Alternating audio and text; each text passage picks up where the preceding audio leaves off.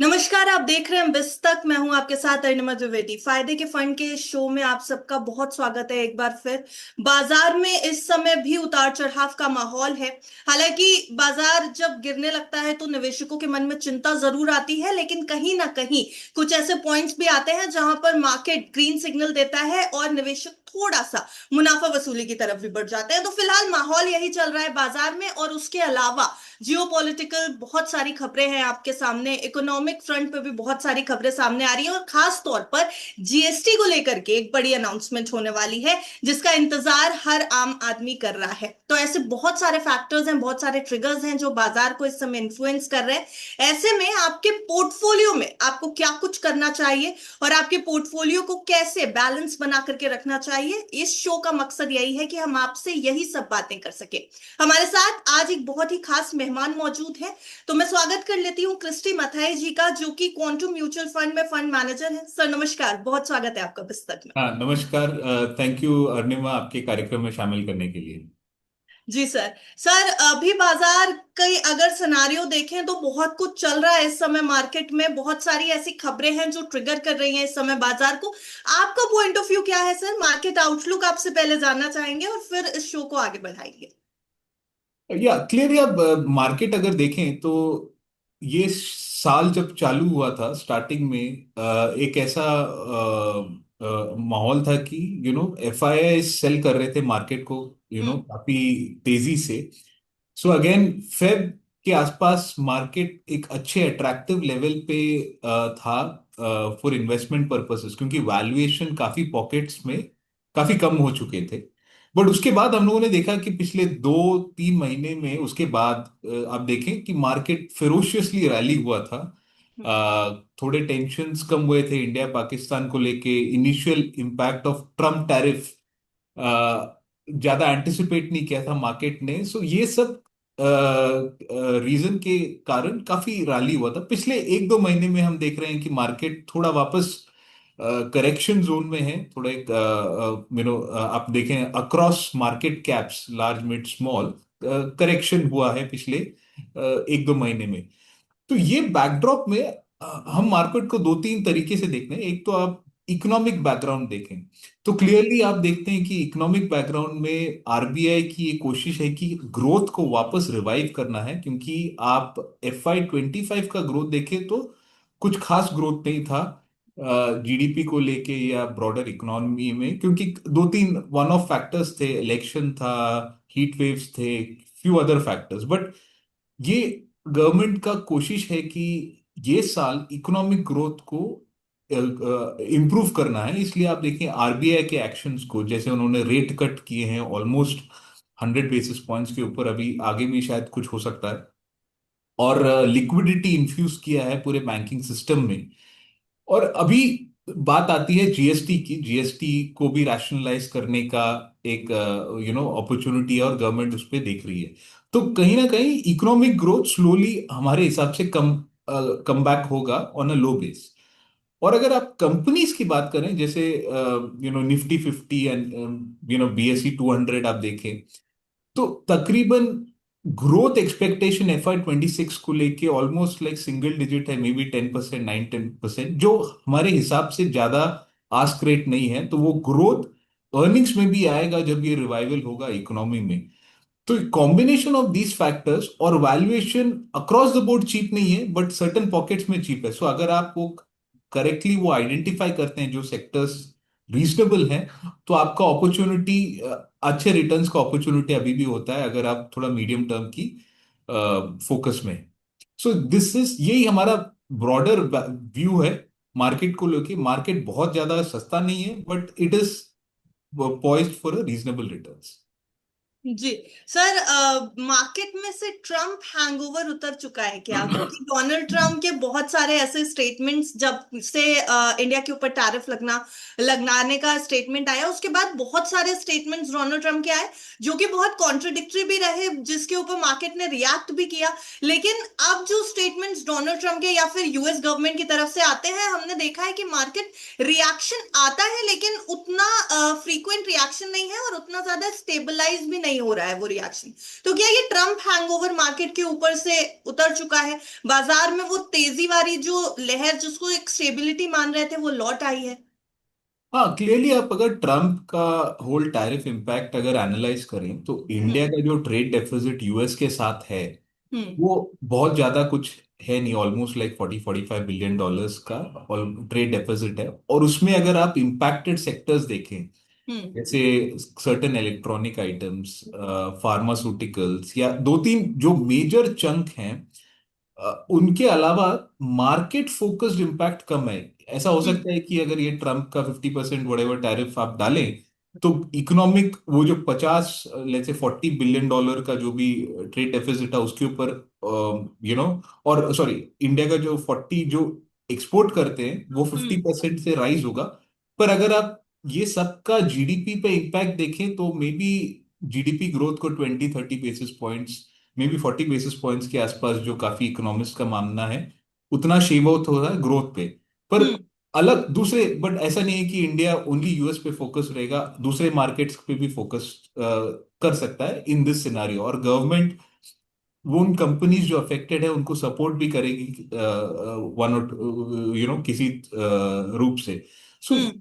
इसका पूरा ट्रेड का जो टैरिफ है इंडिया के ऊपर, बिकॉज इंडिया बहुत ज्यादा सरप्लस पे ऑलरेडी नहीं था, हम्म। इम्पैक्ट कम होगा। और अगर मार्केट के हिसाब से आप देखें तो जो सेक्टर्स जहां पे इम्पैक्ट हो सकता है वो भी गिने चुने हैं। तो मार्केट इनिशियल रिएक्शन खराब था मार्केट का, प्राइमरली बिकॉज ये एक्सपेक्ट कर रहे थे कि ये जो ट्रम्प के इनिशियल डील से इंडिया को काफी फेवरेबल टर्म्स मिलेंगे। वो अभी उसके अगेंस्ट में ये रिएक्शन आया था ट्रम्प एडमिनिस्ट्रेशन के थ्रू। सो कहीं ना कहीं वो इशू था जो मार्केट को सरप्राइज फैक्टर था, नेगेटिव सरप्राइज फैक्टर्स था। तो आप अगर इंक्रीमेंटली देखें, ये मार्केट ने ये न्यूज को डाइजेस्ट किया है, अभी इंक्रीमेंटली टॉक्स तो हो रहे हैं बायलैटरली ऑल्सो, जो हमें देखना पड़ेगा कि वो कैसे मूव होगा। बट ब्रॉडली हमारे हिसाब से ये बहुत बड़ा इवेंट नहीं है जो मार्केट बहुत ज्यादा अफ्रेड। अभी अगर आप देखें सबसे ज्यादा तो IT exports is a pocket जहाँ पे ज्यादा बहुत ज्यादा एक्सपोर्ट्स है, बट सर्विसेज को स्टिल ट्रम्प ने इंक्लूड नहीं किया है। क्या कोई अगर H1B वीजास या ऐसे कुछ इश्यूज ट्रम्प एडमिनिस्ट्रेशन कर सकता है? जी। पॉसिबली यस, बट आप इतने सालों से देखिए कि इंडियन आईटी सर्विसेज ने वो वीजा डिपेंडेंस काफी कम किया है हम्म। इनटू पहले ट्रम्प एडमिनिस्ट्रेशन का दिस थिंग। सो ये सब सम अप करेंगे तो अभी मार्केट सेंसिबली ये प्राइस को ये न्यूज फ्लो को डाइजेस्ट कर रहा है, इसलिए हम देख रहे हैं कि इवन 50% पे भी ज्यादा रिएक्शन नहीं है। जी सर, ट्रम्प फैक्टर तो एक फैक्टर है ही इस समय मार्केट के लिए जो उसको ट्रिगर कर रहा है, लेकिन उसके अलावा एक बड़ी खुशखबरी सरकार की तरफ से 15 अगस्त को आई थी जो कि जीएसटी से रिलेटेड थी। और हालांकि जीएसटी काउंसिल की तरफ से अप्रूवल मिलना अभी बाकी है, लेकिन अगर देखें तो गवर्नमेंट जो है, जो ग्रुप ऑफ मिनिस्टर्स है, उन्होंने इसको अप्रूवल दे दिया है कि जीएसटी में अब सिर्फ 2 स्लैब होने चाहिए। और ये माना जा रहा है कि आम जनता के लिए ये एक बहुत बड़ी बात हो सकती है, क्योंकि इससे कंजम्पशन बूस्ट जो सरकार करना चाह रही है वो होने की एक्सपेक्टेशंस है। हम मान के चल रहे हैं कि 2 स्लैब में कंजम्पशन बूस्ट होगा, लेकिन क्या इन्वेस्टमेंट बूस्ट भी होगा? क्या ऐसा मान के चलें कि अगर ये 2 स्लैब ही रहते हैं, 5% और 18%, और 12 और 28% वाले स्लैब्स हट जाते हैं, बहुत सारे सामान सस्ते होने की उम्मीद है, लेकिन क्या उससे जब आम जनता के हाथ में पैसा बच रहा है, मान के चलें कि इन्वेस्टमेंट बूस्ट भी होगा? या क्लियरली सी जीएसटी को लेके अभी प्राइम मिनिस्टर ने 15 अगस्त को जो प्रेस रिलीज था और जो बोला था, उनके अलावा हम लोग के पास भी कोई डेटा नहीं है कि एग्जैक्टली निटिग्रिटीज कौन से स्लैब कहाँ मूव करेंगे। सिंप्लीफिकेशन एक क्लियर एजेंडा है, तो ये एक हम्म। रिफॉर्म एजेंडा है। आप अगर देखें जब जीएसटी को इंट्रोड्यूस किया था काफी साल पहले, तो ये इंक्रीमेंटल रिफॉर्म है गवर्नमेंट के थ्रू। ये क्लियरली अगर आप दो 28% का स्लैब अगर आप हटा दें और वो सारे गुड्स को अगर आप 18 पे मूव करें तो clearly tax rate across the board काफी आइटम्स में कम होगा। जैसे सेक्टर्स देखे जाएं, auto sector for example, hmm. Even mass and consumption वाले 100 सीसी 125 सीसी वाले व्हीकल्स भी 28% टैक्सेशन पे है, जो काफी ज्यादा है। तो अगर आप देखें इन्फ्लेशन का जो इम्पैक्ट हुआ था आम हम्म। जनता पे, तो ये वॉल्यूम ग्रोथ टू व्हीलर्स में 2019 लेवल्स के भी नीचे है इवन अभी भी। अभी जस्ट पिछले 2-3 साल में थोड़ा ग्रोथ हुआ है। तो क्लियरली अगर ये जीएसटी इधर पे रैशनलाइज करते हैं, 28 से 18 जाता है और काफी अदर पॉकेट्स में भी कम होता है, तो क्लियरली वो वॉल्यूम रिकवरी के चांसेस बेटर हो जाते हैं। हालांकि ये देखना पड़ेगा कि कंपनी ये पूरा इम्पैक्ट पास ऑन करता है कंज्यूमर को, और वो कैसे देखता है, क्योंकि वो काफी पॉकेट्स में देखा है कि हम लोग प्रीमियमाइजेशन एज अ ट्रेंड भी कंपनी कर सकती है, स्पेशली स्टेपल्स। तो हमारे हिसाब से निटिग्रिटीज तो नहीं अभी तक रिवील हुए, बट अगर दो स्लैब पॉसिबली हटा दे और हम्म। स्टेट और सेंटर भी वो रेवेन्यू शेयर एग्रीमेंट में, टैक्स शेयर एग्रीमेंट में पॉजिटिवली रिएक्ट करता है कि स्टेट के ऊपर ज्यादा इम्पैक्ट नहीं है और वो अग्री करते हैं, तो क्लियरली ये रिफॉर्म एजेंडा के लिए पॉजिटिव है और मार्केट भी पॉजिटिवली इसको व्यू करेगा। आपने देखा जब वो अनाउंसमेंट हुआ था मंडे को, रैली हुआ था काफी सेक्टर्स, जी। जैसे ऑटोस, सीमेंट और इवन एफएमसीजी, जो काफी प्रोडक्ट्स 12% पे हैं, वो शायद 5% पे मूव कर सकते हैं। तो क्लियरली ये दो दो तीन सेक्टर्स हमारे हिसाब से पॉजिटिवली इम्पैक्ट होना चाहिए। और हम्म। अगर वॉल्यूम कंजम्पशन होता है तो जैसे आपने बोला, वो इन्वेस्टमेंट को भी ड्राइव कर सकता है। हम्म। ये अगर हम मान के चलें कि ये move more volume driver, volume increase करता है, स्पेशली ये फेस्टिव सीजन में। ओनली थिंग इज कि गवर्नमेंट को थोड़ा ज्यादा फास्ट मूव करना पड़ेगा, क्योंकि ये साल का जो बिजिएस्ट क्वार्टर्स आते हैं ये फेस्टिव पीरियड में। अगर वो फेस्टिव पीरियड में, बिकॉज वो जीएसटी कम होगा बोल के होलसेलर्स ज्यादा इन्वेंट्री स्टॉक नहीं करते, सो हम्म। वो डिमांड इम्पैक्ट नहीं होना चाहिए। अदरवाइज वो FY 26 ग्रोथ के लिए खराब रहेगा, बट आगे चल के इट इज फाइन। सो हमारा व्यू पॉजिटिव ही है ये जीएसटी को लेकर। जी सर, अभी अगर आपसे पूछूं ये सब ट्रिगर्स हम जो डिस्कस कर रहे हैं, इसके बाद निवेशकों के लिए क्या सलाह है सर? कौन से सेक्टर्स को इस समय फायदा मिलने की उम्मीद है? कौन से सेक्टर्स को रडार पे रखे? कौन से फंड्स इस समय लोगों के रडार पर होने चाहिए? सो क्लियरली सेक्टर पर्सपेक्टिव, हर एएमसी का अपना व्यू होता है। हमारा व्यू आप अगर देखें, तीन सेक्टर में हम काफी ज्यादा पॉजिटिव हैं अभी फिलहाल। एक तो आप देखें पूरे फाइनेंशियल स्पेस पे, स्पेशली ये जो सारे मैक्रो इवेंट्स प्ले आउट हुए हैं पिछले 8 महीने में, 7-8 महीने में, इसका बेनिफिट क्लियरली बैंकिंग सेक्टर को जाता है, क्योंकि लिक्विडिटी ईज हुआ है। आप देखें कि गवर्नमेंट फोकस है कि क्रेडिट ग्रोथ पिकअप होगा। हम्म। अभी फिलहाल क्रेडिट ग्रोथ हार्डली 9-10% के आसपास है, 9% के आसपास है। सो तो पिछले 2-3 साल से जो भी प्रॉब्लम्स थे ये सेक्टर में, वो रेगुलेटरी टाइटनिंग के कारण थे, वो स्लोली ईज आउट हो रहे हैं। तो बैंकिंग एज एक सेक्टर है जहां पे हम काफी पॉजिटिव हैं अभी। हम्म। और उसी को अगर आप ब्रॉडर स्पेक्ट्रम देखें, इंश्योरेंस पे या म्यूचुअल फंड एएमसीज पे, ये भी ऐसी पॉकेट्स है जहां पे हम लोग के एलोकेशन है। इंश्योरेंस स्पेशली अगर जीएसटी रैशनलाइजेशन होता है और इनपुट टैक्स जो होता है उसको भी प्रॉपरली एड्रेस किया जाता है, तो क्लियरली ये सेक्टर अच्छा कर सकता है। लॉन्ग टर्म ड्राइवर्स तो इन सारे सेक्टर्स के वेल प्लेस्ड है। सो फाइनेंशियल एक ऐसा पॉकेट है जहां पे हम हमारे हिसाब से अपॉर्चुनिटी है। ऐसे सेक्टर्स जैसे आईटी सर्विसेज, जो हम्म। पिछले ऑलमोस्ट 2-2.5 साल से इम्पैक्टेड हैं मैक्रो स्लोडाउन को लेके यूएस में, वहां पे भी हम लोग अभी पॉजिटिव हो रहे हैं, क्योंकि हमारा एलोकेशन वो पॉकेट में भी बड़ा है। क्लियरली हमारे हिसाब से IT spend slowly come back होने चाहिए। और जी। जो सेक्टर के वैल्यूएशन आप देखें, काफी companies large IT services players अभी almost 4-5% free cash flow yield पे ट्रेड कर रहे हैं, जो काफी हमारे हिसाब से अट्रैक्टिव है। और जैसे मैंने बोला, कंज्यूमर डिस्क्रिशनरी जहाँ पे ऑटोस हो जाते हैं, वो भी एक ऐसा सेक्टर है जहाँ पे हमें चूजी होना है, क्योंकि सर्टन पॉकेट्स में वैल्यूएशन काफी हाई है, बट सर्टन सेगमेंट्स में अभी भी वैल्यूएशन ठीक है।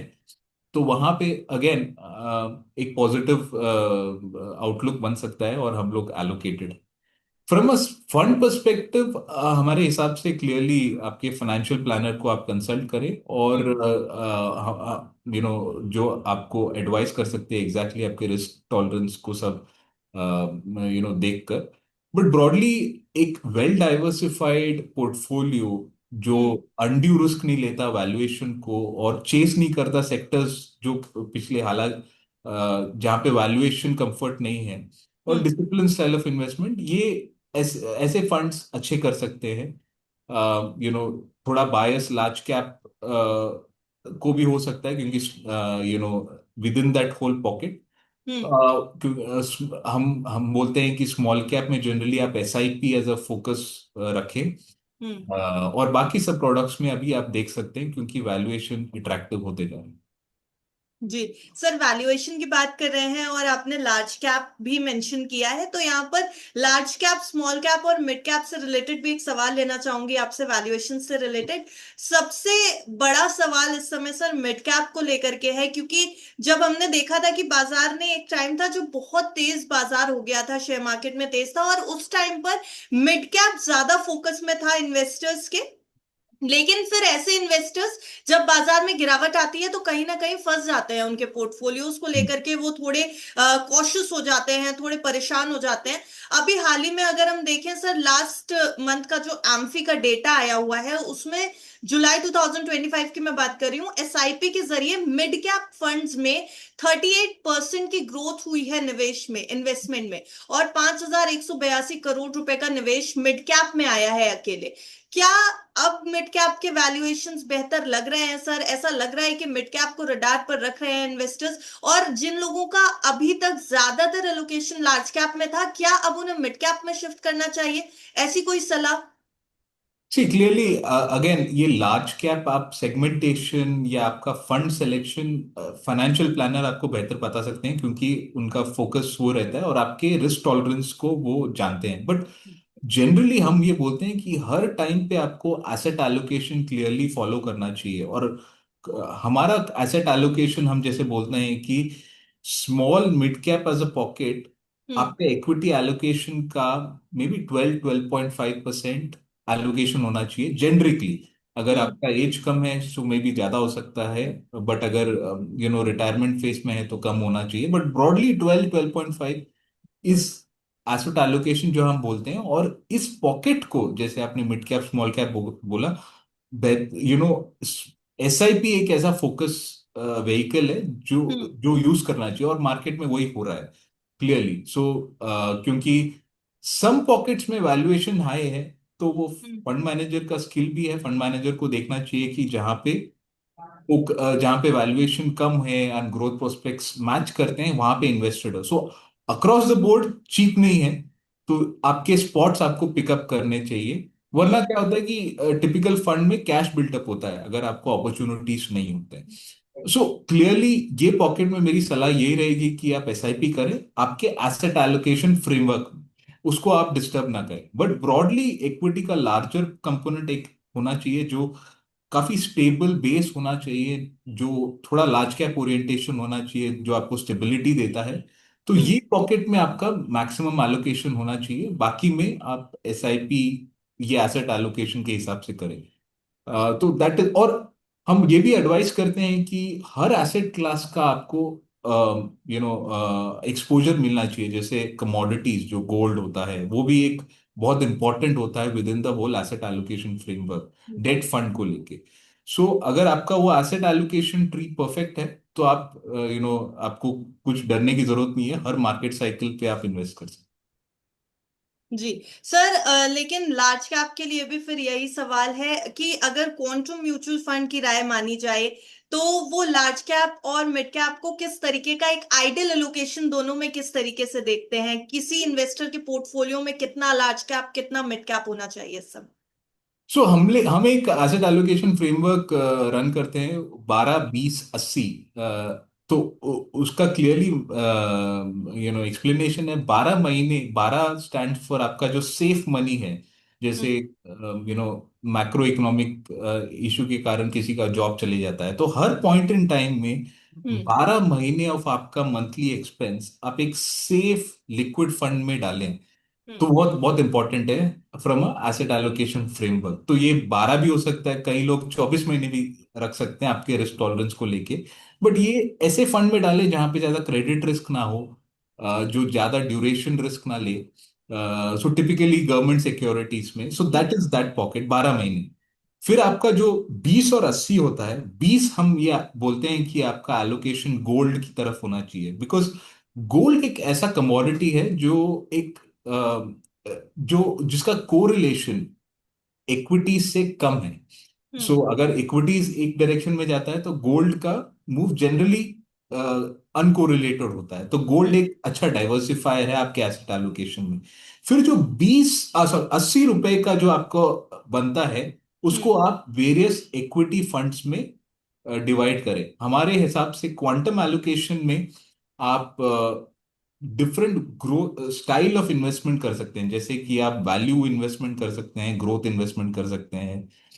तो ये पॉकेट, ये 80 का सब्सटेंशियल पोर्शन होना चाहिए, मोस्टली इन लार्ज कैपिश नेम्स, क्योंकि वो आपको स्टेबिलिटी लाता है। और जैसे मैंने बोला, वो 12% के आसपास हम बोलते हैं कि आप स्मॉल एंड मिड पे करें। तो ज्यादातर एलोकेशन हमारे एसेट एलोकेशन में टुवर्ड्स लार्ज कैपिश ट्रायंगल की ओर है। तो जो आप एक इन्वेस्टर को काफी हर मार्केट मूवमेंट में हेल्प हम्म। करता है नेविगेट करने के लिए। सो दिस इज क्वांटम का ब्रॉडर एसेट एलोकेशन फ्रेम। जी सर, थीमेटिक फंड्स रहते हैं क्या रडार पर? हाल ही में बहुत सारे थीम्स थी जो बहुत अच्छा परफॉर्म करती दिखाई दी। जैसे डिफेंस थीम थी जो बीच में बहुत अच्छा परफॉर्म कर रही थी, लेकिन जब से डोनाल्ड ट्रम्प का व्यू पॉइंट आया तब से थीम्स हिट भी हुई हैं, फार्मा हिट होता नजर आया है। लेकिन अब क्या थीमेटिक फंड्स को रडार पर रखें, और अगर रख सकते हैं तो कुछ रडार, कुछ फोकस में रखने लायक थीम्स हैं आपकी नजर में, या क्वांटम म्यूचुअल फंड की तरफ से? सी जनरली हम लोग का व्यू थीमेटिक्स पे नेगेटिव ही रहा है। हम्म। प्राइमरी रीजन इज कि आप अगर एक थीमेटिक फंड चूज करते हैं तो आपका जो अप्रोच बहुत नैरो हो जाता है, जैसे आपने बोला डिफेंस या कोई हम्म। Pharma fund. और ये हर मार्केट साइकिल्स में अच्छा करे ऐसा हो नहीं सकता। तो द पॉइंट इज, अगर आप गलत टाइम पे ये फंड्स पे एंट्री करते हैं तो आपका इन्वेस्टमेंट एक्सपीरियंस खराब रह सकता है। तो हम हमेशा एडवाइस करते हैं कि कोई भी इक्विटी एलोकेशन कोई भी देख रहा हो तो हम्म। उसको काफी डाइवर्सिफाइड पोर्टफोलियो मिलना चाहिए, जिसमें काफी सेक्टर्स का एक्सपोजर होना चाहिए। सो द पॉइंट इज, ऐसा हो सकता है कि अभी let's say banking relatively cheap है, तो hmm. somebody can look at financials as a thematic. But the point is, इसका एंट्री एग्जिट वो सब बहुत इंपॉर्टेंट हो जाता है जो आम इन्वेस्टर कर नहीं सकता। तो हम्म। ब्रॉडली हम ये एडवाइस करते हैं कि आप कोई भी वेल डाइवर्सिफाइड इक्विटी फंड में इन्वेस्ट करें कंपेयर टू थीमेटिक फंड्स। वो आपके इन्वेस्टमेंट जर्नी सिंप्लीफाई करता जी सर, एक कॉन्सेप्ट बहुत पॉपुलर हो रहा है माइक्रो कैप फंड्स का, उसके बारे में भी आपसे समझना चाहते हैं। माइक्रो कैप फंड्स बेसिकली किस तरीके के फंड्स होते हैं, किन इन्वेस्टर्स के लिए ये बेहतर रहते हैं? क्या इस तरह के फंड्स में निवेश सुरक्षित होता है, मतलब आपके निवेश का स्टेबल रहना, इस बात की गारंटी होता है क्या? सी क्लियरली माइक्रो कैप एक ऐसा पॉकेट है जहां पे लिक्विडिटी काफी कम होती है। अगर आप हम्म। टिपिकली स्मॉल कैप फंड्स भी देखें तो अगर आपका एयूएम काफी ज्यादा बड़ा है तो लिक्विडिटी चैलेंज आता है to move in and out of stocks. But आप अगर माइक्रो कैप की बात करें तो उसका लिक्विडिटी इवन लोअर है। तो हम्म। एक इन्वेस्टर के लिए आप मे बी बुल साइकिल में आप एंटर कर सकते हैं, बट द पॉइंट इज आपका वो जो जैसे भी कोई करेक्शन आता है जो मार्केट में हमेशा होता है, तो वो टाइम पे ये फंड्स में प्रॉब्लम हो सकता है, specially with respect to redemption and things like that. So micro cap हमारे हिसाब से बहुत ही नैरो सबसेट है इन्वेस्टमेंट को लेके, हम्म। जो इन्वेस्टर्स को टिपिकली अवॉइड करना चाहिए। एंड क्वांटम का इस पॉकेट में कुछ एक्सपोजर नहीं है, तो हम लोग रिकमेंड नहीं करते अपने इन्वेस्टर्स को। जी सर बहुत सारे फंड्स को लेकर के आपसे बहुत कुछ समझा है। चलते चलते एक आखिरी सवाल जरूर करना चाहूंगी उन निवेशकों के लिए जो नए निवेशक हैं, जो जनरली यूथ रिप्रेजेंट कर रहे हैं। और क्योंकि इस समय जो युवा लोग हैं, जिसे हम आम तौर पर जेंजी बोलते हैं या मिलेनियल्स बोलते हैं, उनका इन्वेस्टमेंट की तरफ थोड़ा जो है वो नॉलेज भी बढ़ा है, थोड़ा सा जागरूकता भी बढ़ी है, अवेयर है वो। और इस समय अलग अलग तरीके से मार्केट में अपनी सैलरी, अपनी हार्ड एंड मनी को इन्वेस्ट कर रहे हैं। इसलिए उनके लिए ये सवाल जरूर है मेरी तरफ से कि किस तरह के फंड से, जो लोग शुरुआत करना चाहते हैं म्यूचुअल फंड में निवेश की, वो किस तरह के फंड्स को फोकस में रखें। क्योंकि कभी कभी ऐसा होता है कि किसी को पता नहीं होता कि हम अपने पैसे कहाँ लगाना शुरू करें, और उसके बाद वो अपने पोर्टफोलियो में ऐसी जगह अटकते हैं कि उनका मन हटने लगता है मार्केट से। इसलिए सबसे बड़ी सलाह उन लोगों के लिए जो अब इन्वेस्टमेंट जर्नी की शुरुआत कर रहे हैं, कहाँ से शुरुआत करें, किस तरह के फंड्स में अपने पैसे लगाएं। जी, क्लियरली एक इंडिया में इन्वेस्टमेंट को लेके एक फ्रेमवर्क जनरली लोग करते हैं, पर वो टिपिकली रॉन्ग है। सो आप एक ट्रायंगल के बारे में सोचें, जो हम्म। ट्रायंगल का बेस होता है और सबसे लार्ज पोर्शन जो होना चाहिए, सो टिपिकली वो एक काफी वेल डाइवर्सिफाइड इक्विटी फंड होना चाहिए। और एज आप वो ट्रायंगल के ऊपर जाते हैं, तो आपका रिस्क ऑफ इन्वेस्टमेंट भी बढ़ता है। जैसे ये बेस सॉलिड लार्ज कैप या कोई भी वेल डाइवर्सिफाइड फंड, एज ऊपर जाएंगे स्लोली आपका मिड एंड स्मॉल एक्सपोजर होगा, and may be at the top private equity, venture capital and things like that हो सकते हैं। हाँ, तो टिपिकली हर इन्वेस्टर को अपना बेस सॉलिडिफाई करना चाहिए, उसके बाद रिस्क ऊपर जाना चाहिए। सो टिपिकली, बट हम लोग देखते हैं कि काफी यंगस्टर्स ये पिरामिड को इन्वर्ट करते हैं कि आप सबसे रिस्कीएस्ट सेगमेंट में सबसे पहले इन्वेस्टमेंट करते हैं एट ए यंग एज, जो जी। जिसकी वजह से आपका इन्वेस्टमेंट एक्सपीरियंस काफी अच्छा शायद नहीं हो सकता। तो मेरा ये हमेशा सलाह रहता है, स्पेशली टू अ बिगिनर जो आप इन्वेस्टमेंट कर रहे हैं, आप टिपिकली एक मल्टी एसेट एलोकेशन फंड या मल्टी एसेट फंड में देखें, जहां पे आपको हर एसेट क्लास का एक्सपोजर मिलता है, जैसे इक्विटी हुआ, डेट हुआ, गोल्ड हुआ या कमोडिटीज। सो उससे वंस यू लर्न उससे कैसे इन्वेस्टमेंट बनता है, देन स्लोली आप इक्विटीज में जाएं। इक्विटीज में आप स्टार्ट करें, जो लिक्विड बकेट है पहले, उसके बाद स्लोली आप मिड एंड स्मॉल कर सकते हैं, जहां पे आप एसआईपी आइडियली करना चाहिए। एंड देन स्लोली आपको पूरे फ्रेमवर्क में आपको एक्सपोजर मिलता है। तो first thing to an investor जो बिगिन कर रहे हैं, तो सबसे पहले आप वो रिस्क को मिनिमाइज करें, वो जो पिरामिड फ्रेमवर्क में मैंने जो बताया उसको इन्वर्ट ना करें, तो उससे आपका एक्सपीरियंस काफी अच्छा होता है। एंड स्लोली एज आप एक्सपीरियंस बनते हैं, तो आपका रिस्क हाई रिस्क प्रोडक्ट्स पे भी देख सकते जी सर, ऑलमोस्ट हम टुवर्ड्स द एंड है, लेकिन आपने इस कॉन्वर्जेशन के दौरान एक बहुत इंपॉर्टेंट पॉइंट मेंशन किया था, वो एक सवाल जरूर लूंगी। गोल्ड के बारे में आपने बोला कि हम ये सजेस्ट करते हैं कि 15 से 20% एटलीस्ट आपके पोर्टफोलियो का गोल्ड में हो। सर बहुत इंटरेस्टिंग इसलिए क्योंकि अभी तक जितने भी ज्यादातर फंड मैनेजर से हमने बात की है, वो या तो 5% बोलेंगे या 10% बोलेंगे। और इस टाइम गोल्ड के प्राइसेस देख करके क्या आपको लगता है कि 15-20% का अलोकेशन अब ये राइट टाइम है? क्योंकि ऐसा तो नहीं है कि वो रैली खत्म हो चुकी है गोल्ड की। हैं। सी अगेन, गोल्ड को लेके ये जो मैंने एसेट एलोकेशन आप फ्रेमवर्क आपको बताया, ये एक जेनरिक एसेट एलोकेशन है, जहाँ पे हर इंडिविजुअल अपने रिस्क टॉलरेंस के हिसाब से वो ट्वीक कर सकता है, और उसको लिए पर्सनलाइज फाइनेंशियल प्लानर को कंसल्ट करना चाहिए। But broadly as a fund house हमारा ये बिलीव था, गोल्ड एक बहुत इंपॉर्टेंट एसेट क्लास है। आप अगर देखें, दुनिया की जो स्ट्रॉन्गेस्ट करेंसी है हम्म। यूएस डॉलर, आप अगर 1965 से 1960-70 से जब वर्ल्ड मूव हुआ था, यूएस गवर्नमेंट मूव हुआ था गोल्ड स्टैंडर्ड से मूव हुआ था, तब से अगर आप यूएस डॉलर जो दुनिया की सबसे स्ट्रॉन्गेस्ट करेंसी है, उसका हम्म। डिप्रिसिएशन देखें, ऑलमोस्ट 90% के ऊपर है, अगेंस्ट गोल्ड। सो गोल्ड एक ऐसा कमोडिटी है, इन अ सेंस, जो एक अनकोरिलेटेड एसेट क्लास है with respect to equities and broader macros जो ग्लोबली होता है। हम्म। स्पेशली गवर्नमेंट्स के मिसस्टेप्स से जो ग्लोबल मार्केट में। सो गोल्ड एक ऐसा एसेट क्लास है जिसका हमेशा एक्सपोजर होना चाहिए अपने एसेट क्लास में।